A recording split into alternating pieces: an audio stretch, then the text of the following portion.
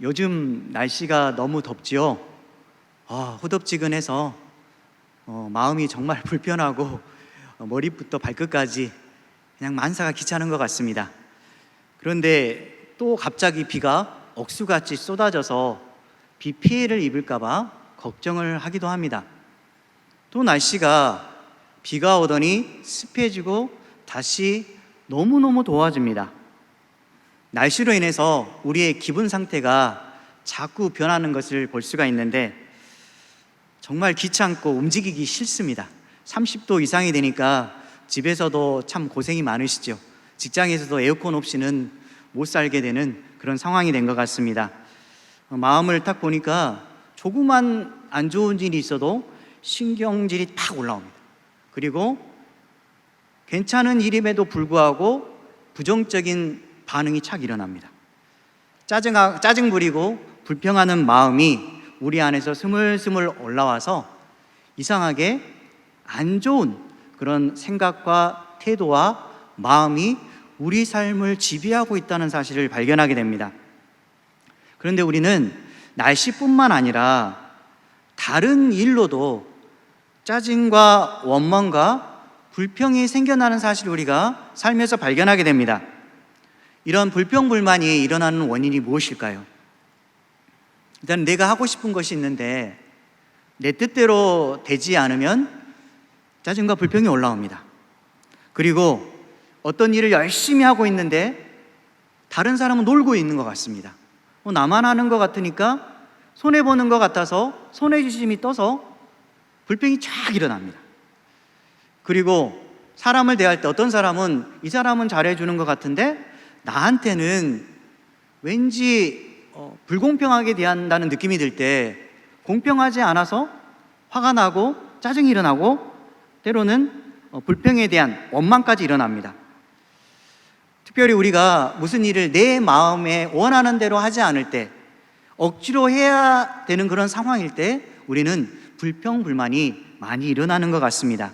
그러면 이러한 쌓여가는 불만과 커져가는 불평을 꺾으려면 어떻게 해야 될지 오늘 말씀을 통해서 살펴보도록 하겠습니다.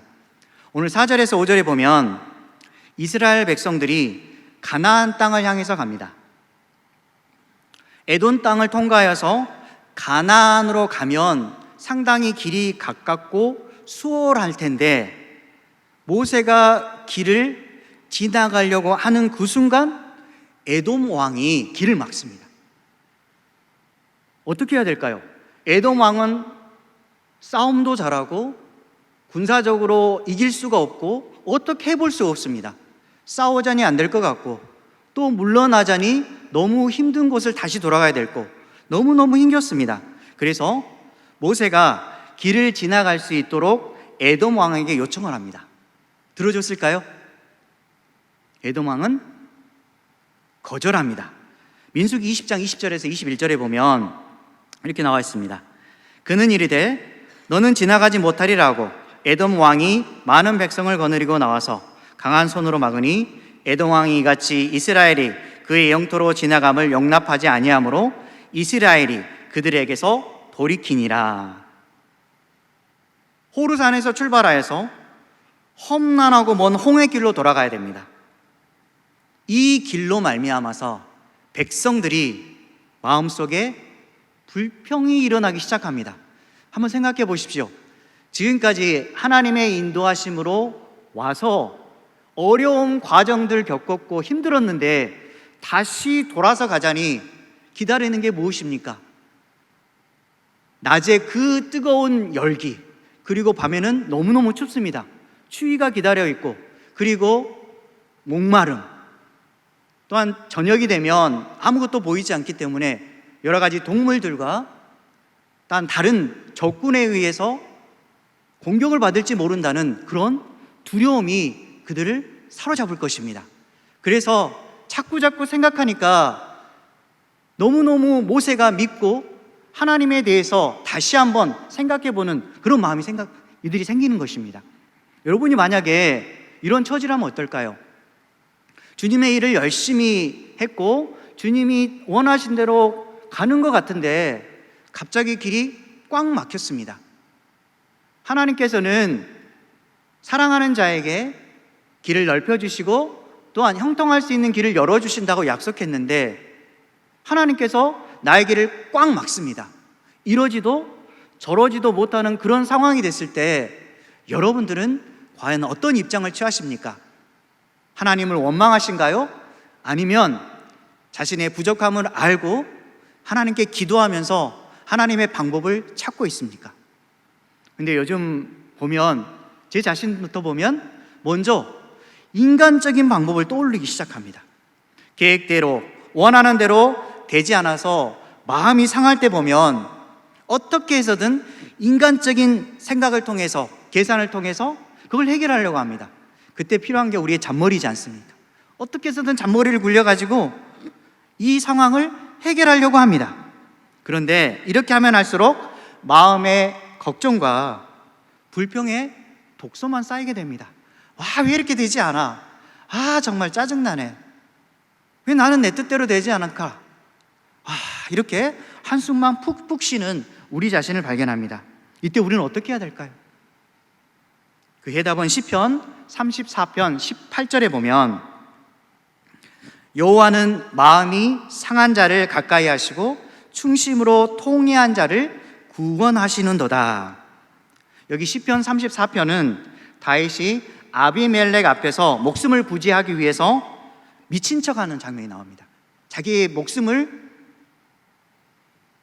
살리기 위해서 미친 척하는 것입니다. 지금 다윗은 하나님의 사랑을 받고 하나님의 인도하심을 받고 지금까지 왔는데 자신의 사랑을 받아야 될 그 장인 어르신, 그 사울 왕이 자기를 죽이려고 하자 결국 이스라엘의 영역에서 벗어나서 다른 나라에 들어가서 숨어 지내게 되고 아비멜렉이라는 그 왕에게서 목숨을 부지하기 위해서 미친 척까지, 침을 질질 흘리면서 미친 척까지 합니다. 그 자신의 모습을 보면서 얼마나 마음이 아팠을까요? 그 목숨을 부지하기 위해서 자기 자신의 모든 것을 버리는, 그 양심을 버리는 그 모습을 발견했을 때 마음이 안타까웠을 것입니다. 오늘 말씀처럼 자신은 지금 너무너무 마음이 상해 있습니다.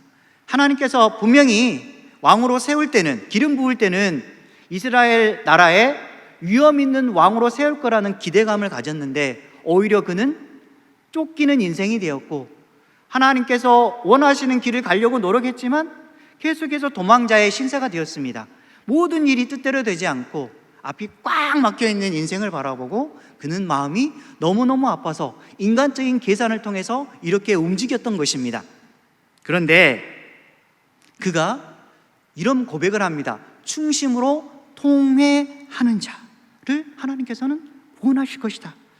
이 충심으로 통회하는 자가 뭐냐면 내면 깊숙이 있는 자신의 죄를 스스로 부끄러워하고 뉘우친다면 하나님께서 그 불쌍히 여기는 마음을 그에게 주시겠다라는 그 마음을 알게 되는 것입니다.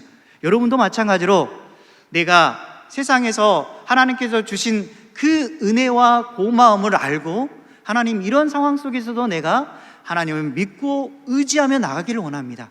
고통과 절망의 그 순간에도 하나님이 나를 지켜주셨고 인도해 주셨기 때문에 지금 이 순간 하나도 분명히 하나님께서 지켜주실 거라 믿고 제가 앞으로 전진하겠습니다라는 믿음을 가지고 우리가 살아야 됩니다.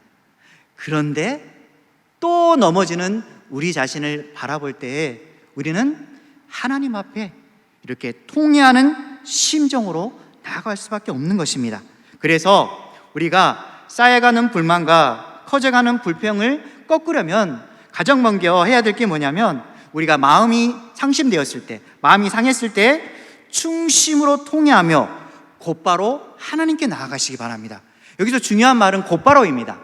우리의 잔머리가 아니라 하나님께 충고를 받았다면, 하나님께서 어떤 지시를 받았다면, 내 마음이 떨림이 있었다면 반드시 주님 앞에 무릎을 꿇고 하나님 나의 기도를 받아주시고 저의 길을 앞으로도 인도해 주시기를 원합니다. 저의 잘못을 하나님 이제야 깨달으니 하나님께서 저의 마음을 보시고 하나님의 인도하심을 따라 살 수 있도록 이끌어 주시기 원합니다 라고 충심으로 통회하는 그런 삶을 사시기 바랍니다. 그렇게 했을 때 하나님은 우리의 악한 생각과 죄로부터 구원해 주실 것입니다. 우리가 그때 꽉 막혔던, 정말로 이 숨 쉬지 못했던 그 숨이 이제야 호흡을 가다듬고 다시 숨을 쉴 수 있게 될 것입니다. 혹시나 일이 잘 풀리지 않고 불평불만과 원망의 순간이 찾아왔을 때 가장 먼저 해야 될 것은 하나님 앞에 나아가서 충심으로 통회하고 이것을 이기지 못한 내 자신의 부끄러움을 하나님께 아뢰고, 또한 하나님의 선하신 인도하심을 여러분이 맡기시기 바랍니다. 5절에 보면 이스라엘 백성은 이렇게 하는 것이 아니라 그들의 입에서는 불평의 말이 쏟아져 나옵니다. 계속해서 쏟아져 나옵니다. 이 원망의 말이 무슨 말이었을까요? 여기 보면 어찌하여 우리를 애굽에서 인도해내어 이 광야에서 죽게 하는가? 이곳에는 먹을 것도 없고 물도 없도다. 우리 마음이 이 하찮은 음식을 싫어하노라. 그들 한번 모시기 바랍니다. 하나님께서 먹을 것을 주었고 물을 마실 수 있도록 허락해 주셨는데 뭐라냐면 하찮은 음식이라고 합니다. 그렇게 사랑을 베풀어 주신 그 하나님에 대한 은혜를 잊어버리고 하찮은 음식이라고 말합니다. 여러분 어떻게 하고 있습니까? 하나님께서 지금까지 살면서 음식도 주셨고 사랑하는 자녀도 주었고 또 직장도 주었고 또한 배우자도 주었고 우리의 길을 지금까지 인도해 주셨는데 혹시나 작은 일로 인해서 불평하고 원망하면서 이 하찮은 세상, 이 하찮은 것, 이런 잘못된 말을 하고 있지는 않습니까? 우리는 하찮은이 아니라 너무너무 감사하는 그 하나님의 은혜에 정말 오늘 하루도 인도해 주셔서 감사합니다. 감사합니다라는 그 말이 내 입에서 나와야 되는 것입니다. 계속해서 악한 말을 하면 할수록 이 악한 말에 사로잡히게 됩니다. 그래서 자꾸만 불만이 일어나고 불평이 커져가고 그래야 해서 내 자신이 죽어가는 상황까지 이르게 됩니다. 이런 상황이 되었을 때 우리는 악한 생각의 지배를 받아서 결국 넘어지는 인생을 살게 됩니다. 즉 그때 누가 파고듭니까? 바로 사단이 우리의 삶에 파고들고 내 마음의 중심을 잡습니다. 그래 맞아, 하나님은 너를 버렸어, 하나님은 너를 잊은 거야 라고 자꾸 우리의 마음에 악한 생각을 집어넣습니다. 이스라엘 백성의 죄가 바로 이런 것입니다. 하나님의 인도하심을 잊어버린 것입니다. 이스라엘 백성들이 애굽에 있을 때 처음에는 잘 나갔습니다. 그런데 여러분 잘 아는 요셉이 죽고 나서 요셉을 알지 못하는 왕이 생기고 자꾸 이스라엘 백성들이 강성해지니까 그들을 억압합니다. 노예로 삼고 일을 시킵니다. 그래서 이스라엘 백성들이 하나님 살려주십시오라고 크게 외쳤습니다. 그때 하나님은 어떻게 하셨습니까? 그들을 불쌍히 여겨주시고 응답해 주셨습니다. 그래야 해서 모세를 보내고 그 고통 속에서 이스라엘 백성들을 건져내었습니다.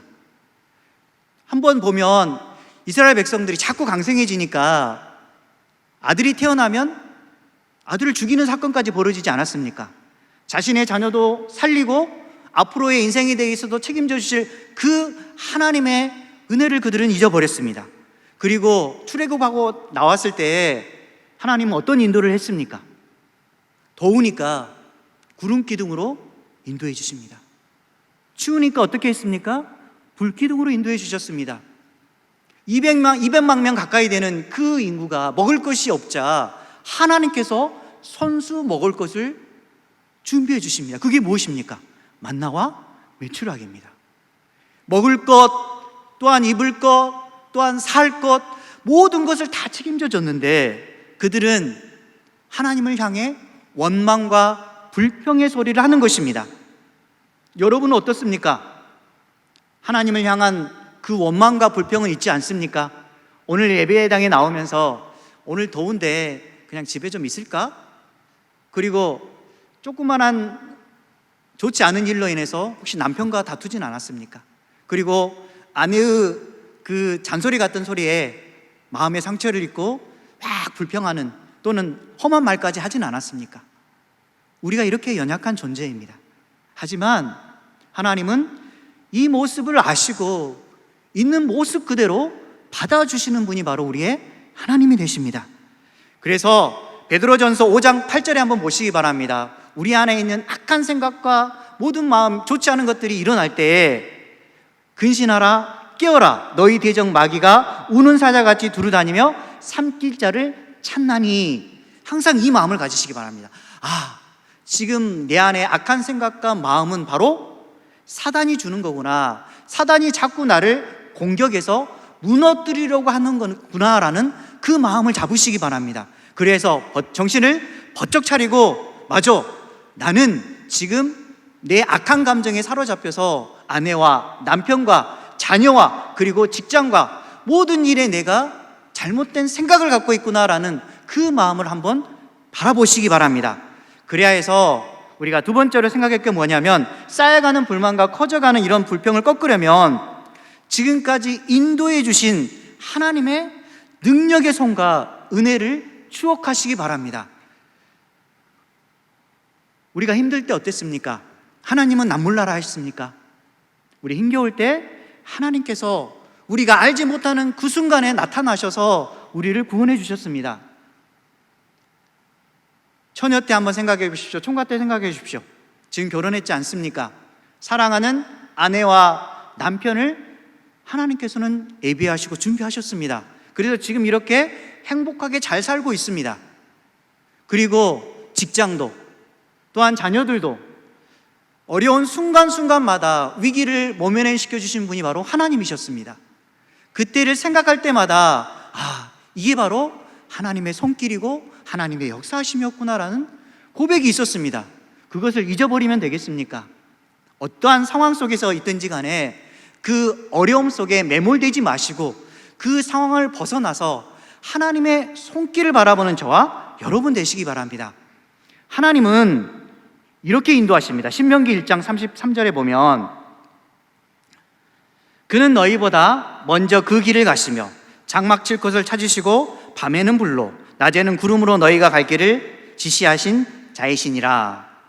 여기 보면 우리가 어떤 계획을 딱 세우고 어떤 일을 추진하려고 할 때 우리의 생각보다 더 앞서는 분이 바로 누구십니까?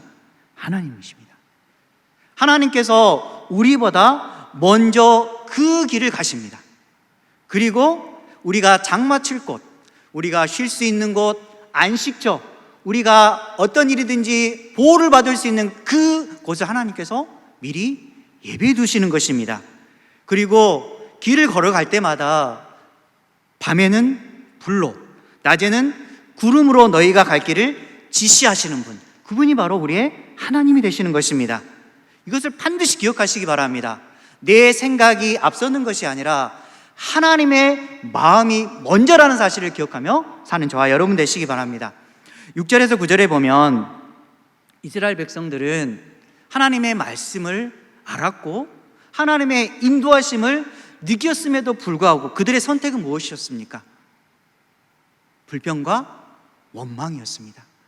선택의 길에 섰을 때 잘해야 된다는 사실을 알 수가 있습니다. 불평과 원망의 길을 선택한 자들의 결과는 어떨까요? 바로 하나님의 심판입니다. 하나님의 심판입니다. 어떻게 하셨습니까? 불뱀들을 보내십니다.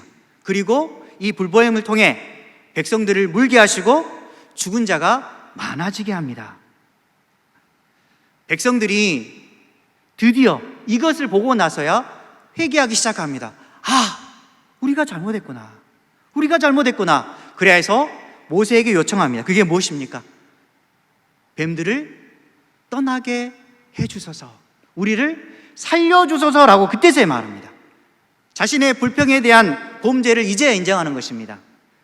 여러분도 어떻습니까? 어떤 실수와 잘못을 했을 때 바로 인정하십니까? 아니면 어떻게 해서든 그 실수와 잘못을 덮으려고 계속해서 숨기고 또 숨기십니까? 우리는 하나님 앞에 코람데오의 인생을 살아야 됩니다. 하나님 앞에 정직한 인생, 항상 무슨 일을 하든지 하나님 앞에서입니다. 우리가 불평과 원망의 소리를 자꾸 늘어놓으면 누가 들을까요? 하나님이 듣고 계십니다. 그래서 하나님이 이렇게 말씀하실 것입니다. 너희가 말하는 대로, 내 귀에 들리는 대로 내가 그대로 행하겠다라고 말씀하실 것입니다. 여러분이 불평의 소리를 하고 원망의 소리를 하면 불평과 원망의 소리에 대한 결과를 얻게 될 것입니다. 하지만 인생에서 하나님께서 나를 사랑하시고 나를 지금까지 인도해 주셨으면 너무 감사합니다라고 감사의 소리를 하나님께 올리면 감사에 합당한 하나님의 선물을 분명히 받게 될 것입니다. 여러분은 이러한 선택이 있을 때 반드시 하나님이 원하시는 그 선택을 하시기 바랍니다. 모세가 이스라엘 백성들이 이런 말을 했을 때 어떻게 했을까요? 어찌 보면 리더자 입장에서는 이스라엘 백성들의 모습을 보고 불쾌했을 것입니다. 자신은 최선을 다해서 이스라엘 백성들을 바르게 인도했고 어떻게 해서든 이스라엘 백성들을 하나님 원하는 방향대로 움직이게 하려고 노력했는데 그에게 돌아오는 것은 원망과 불평이었습니다. 그래서 우리가 만약에 지도자라면 이런 말도 했을 것입니다. 말 안 들으니까 이렇게 됐잖아. 당연한 거 아니야? 이렇게 말할 수도 있을 것입니다. 여러분 가정에서는 어떻습니까? 자녀들이 말 안 듣습니다. 내가 말을 했는데 그대로 하지 않고 자기 마음대로 합니다. 그때 여러분 어떤 말을 합니까?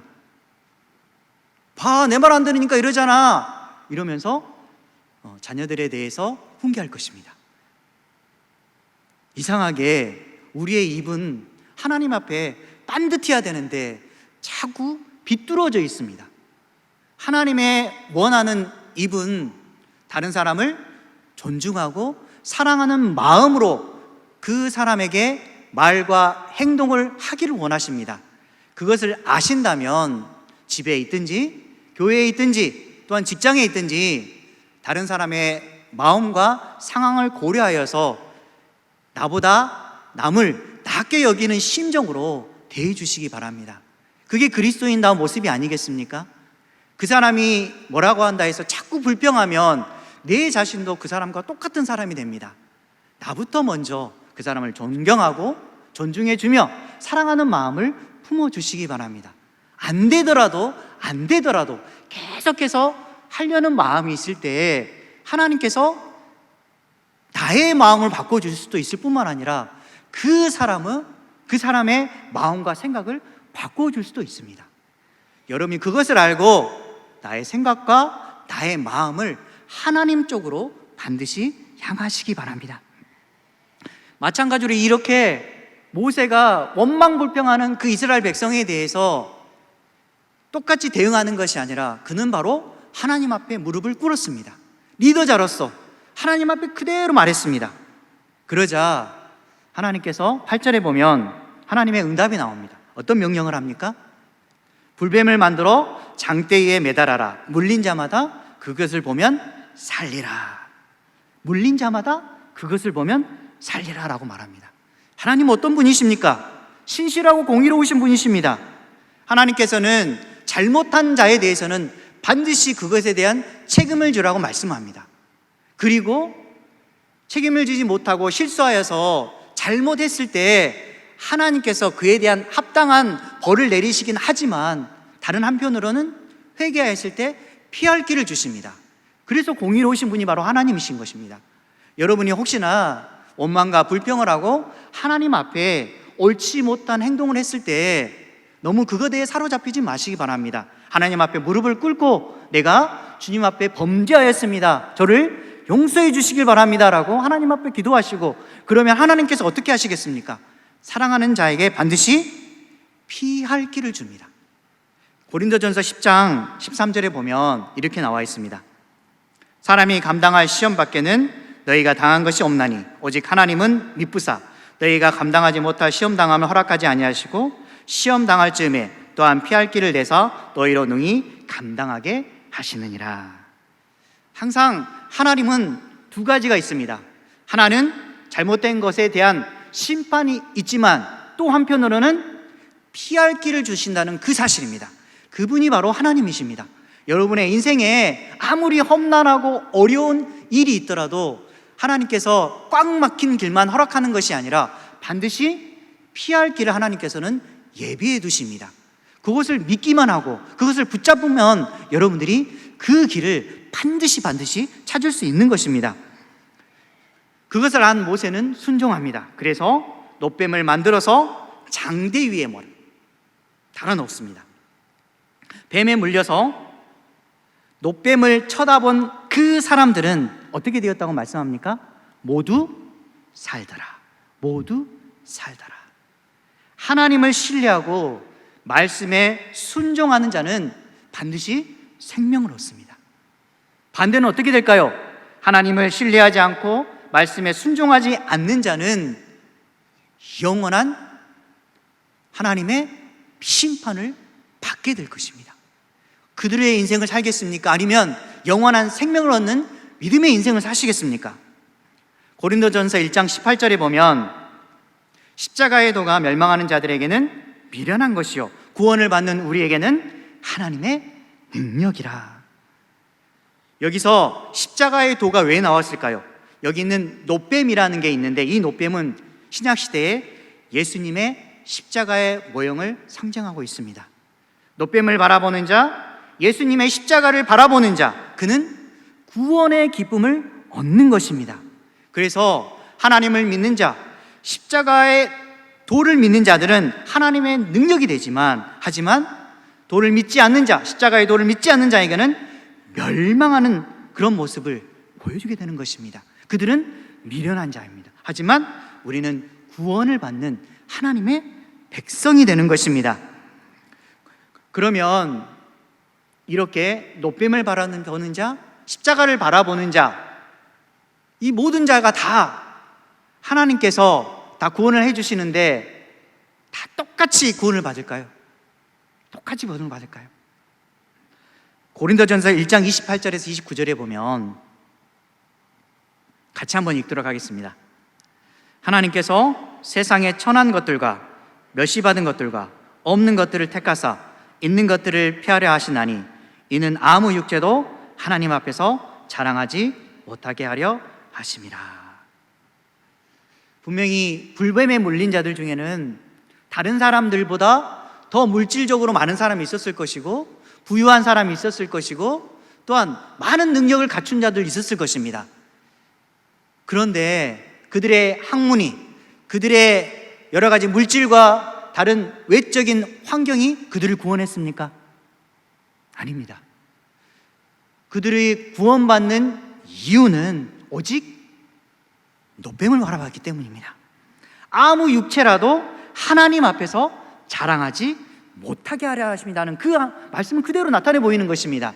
여러분들 중에 세상에서 떵떵거릴 만한 그런 외적인 기준을 가지고 계십니까? 많은 것에 있어서 뛰어난 것을 갖추고 계십니까? 하나님 앞에서는 아무 쓸모가 없습니다. 오직 믿음으로, 오직 예수 그리스도를 믿음으로 구원을 얻습니다. 이들이 놋뱀을 바라봤기 때문에 구원을 받은 거지 다른 것 때문이 아닙니다. 우리도 마찬가지로 인생을 살아갈 때 세상을 바라보면 세상이 원하는 것은 뛰어난 지식과 다른 사람들보다 높아지는 것과 인정받는 것과 권력과 명예 모든 것이지만 그것은 결코 우리의 인생을 마지막까지 책임져 주지 않습니다. 그것들은 결국 무너질 것이지만 우리의 최종적인 믿음은 끝까지 우리에게 남아 있습니다. 하나님은 무엇을 보십니까? 마지막 순간에 우리의 믿음을 봅니다. 그래서 오늘 찬양처럼 오직 믿음으로 사는 것입니다. 오직 믿음으로. 한 선교사님을 소개하도록 하겠습니다. 한 선교사님이 5년 동안 아프리카 오지에 나가서 복음을 전하기 위해서 훈련을 합니다. 5년 동안 정말 열심히 훈련하고 아내와 함께 기도하고 최선을 다해서 준비합니다. 먹을 것, 또한 언어라든지 그 나라의 문화라든지 여러 가지 생활 습관에 대해서 열심히 공부하고 준비합니다. 그래서 모든 준비를 마치고 이제 아프리카에 있는 그 죽어가는 영혼들에게 이제 복음을 증거할 때가 됐다라고 비행기에 딱 오릅니다. 얼마나 기분이 좋았을까요? 그래서 비행기에 딱 올라서 행복하게 기도합니다. 하나님, 제가 이제 주님을 위해서 일할 수 있게 되었습니다. 선교사의 사명을 가지고 이제 떠나게 됩니다. 하나님, 저를 지켜주시고 그들에게 복음을 잘 증거할 수 있도록 인도해 주십시오라고 기도합니다. 그래서 비행기가 떴습니다. 아프리카 오지를 향해 달려갑니다. 그런데 갑자기 비행기가 뚜뚜뚜뚜 울리기 시작합니다. 비행기에 결함이 일어나고 비행기가 갑자기 폭발해 버립니다. 어떻게 이런 일이 가능합니까?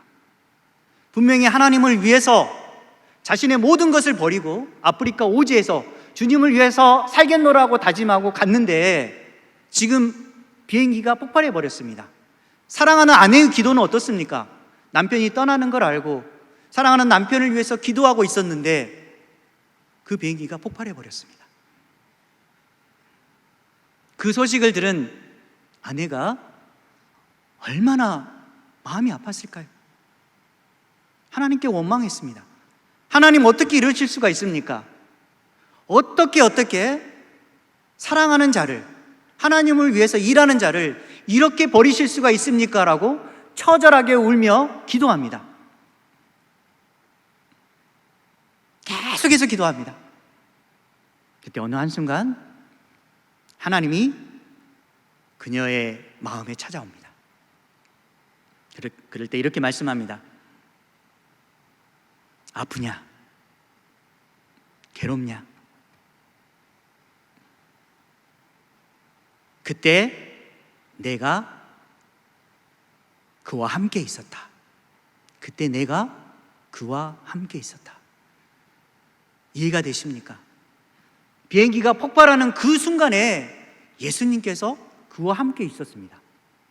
아니, 그러면 살려주시지 왜 폭발하게 놔두셨습니까? 라고 이렇게 불평하고 원망할 수 있었을 것입니다. 근데 예수님의 그 말씀 속에 여운이 남습니다. 내가 그때 그와 함께 있었다. 폭발하는 그 순간 예수님은 먼저 고통을 받으셨습니다. 선교사의 마음과 사랑하는 아내의 기도를 알고 있을 것입니다. 그들의 처절한 울부짖음을 알고 있을 것입니다. 그럼에도 불구하고 먼저 예수님께서 그 고통을 받으신 것입니다. 여러분의 인생도 마찬가지입니다. 나만 홀로 고통을 받는다고 생각하는데 예수님께서 먼저 나를 위해서 창에 찔리는 모습을 우리에게 보여주십니다. 여러분의 고통은 바로 예수님의 고통입니다. 그것을 아시고 내가 고통당할 때 예수님도 함께 나와 고통을 당한다는 사실을 아시기 바랍니다. 내가 원망하고 불평하는 것은 곧 예수님에 대해서 원망하고 불평하는 것입니다. 그것을 아시고 내가 잘못 생각하고 있구나. 내 생각과 관점이 아니라 세 번째로 믿음의 눈으로 바라보시기 바랍니다. 예수님께서 그 선교사의 아내에게 찾아와서 그 원망하고 불평하고 너무너무 힘겨운 그 마음에 찾아와서 말씀하실 때 그녀가 이제야 깨달았습니다. 믿음으로 바라보는 그 순간 예수님의 마음을 알게 되는 것입니다. 그래서 우리는 살면서 항상 누구를 바라봐야 됩니까? 예수님을 바라보는 인생을 살아야 됩니다. 히브리서 12장 2절에 보면 같이 읽도록 하겠습니다. 믿음의 주여 또 온전하게 하시는 이인 예수를 바라보자. 그는 그 앞에 있는 기쁨을 위하여 십자가를 참으사 부끄러움을 개의치 아니하시더니 하나님 보좌 우편에 앉으셨느니라.